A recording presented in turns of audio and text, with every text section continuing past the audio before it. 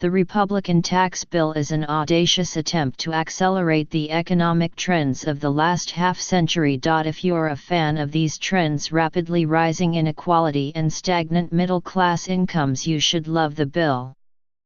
If you're not a fan, you can at least take comfort in knowing that you're in the majority of Americans, as polls consistently show. Over the last few decades, the rich have not only enjoyed the largest pre-tax raises, by far, they have also received big tax cuts.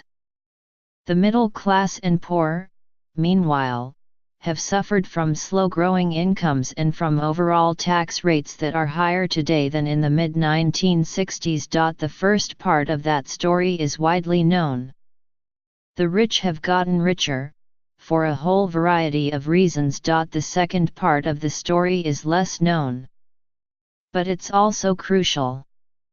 The great tax-cutting revolution of the last half-century hasn't actually been a tax-cutting revolution for most Americans.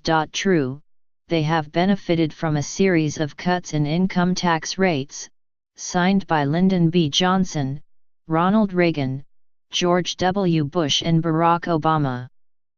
At the same time, though, another tax has been rising. It is the quiet giant of federal tax policy, the payroll tax. It funds Social Security and Medicare, and it has been rising in response to the aging of society and rising medical costs.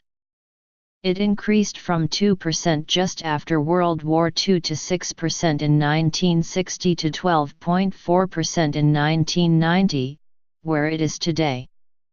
It has risen so much that it's now the largest tax that 62% of American households pay, larger than the income tax, which gets much more attention. The increases in the payroll tax have more than offset the declines in the income tax for most middle-class and poor families. They now face higher total tax rates than a half-century ago. This makes no sense in an economy where wealthy households have enjoyed the largest pre-tax raises. They are bringing home many more dollars, and each of those dollars is being taxed less than in the past. The middle class and poor are on the unhappy end of both trends. Obama tried to reverse these broad trends and had some success. The core of his domestic policy, in fact, was fighting inequality. He substantially raised taxes on the rich, while keeping the Bush tax cuts for the middle class and poor. He also expanded healthcare and other middle-class programs. Before Obama, there were also bipartisan efforts to expand Medicare and low-income tax credits. But these efforts haven't been nearly enough to make up for the soaring pre-tax inequality or even to make the tax code more progressive than it used to be. Middle-income families face a higher rate than a half-century ago, 28.6% in 2014, versus 24.8% in 1964. The economist Gabriel Zucman notes that the increased taxes on lower-income families have made it harder for them to save and invest. It's part of the reason you have such high wealth inequality, he said. Now President Trump, Mitch McConnell, and Paul Ryan are trying to widen inequality even further.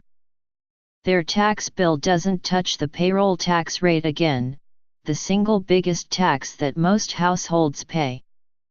The bill does cut income taxes for the middle class, but only modestly and only temporarily.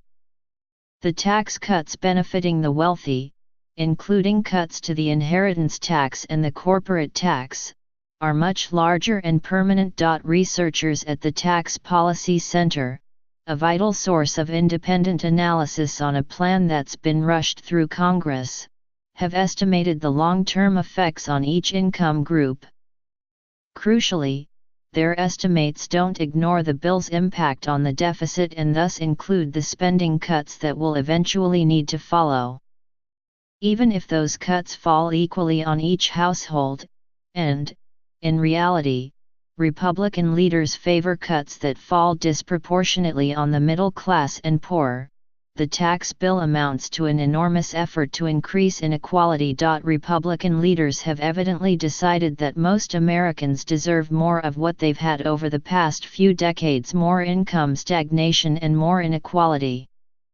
Polls have repeatedly shown that most Americans disagree, but Congress is forging ahead anyway. It's an affront that deserves to be a defining issue in next year's midterm campaigns.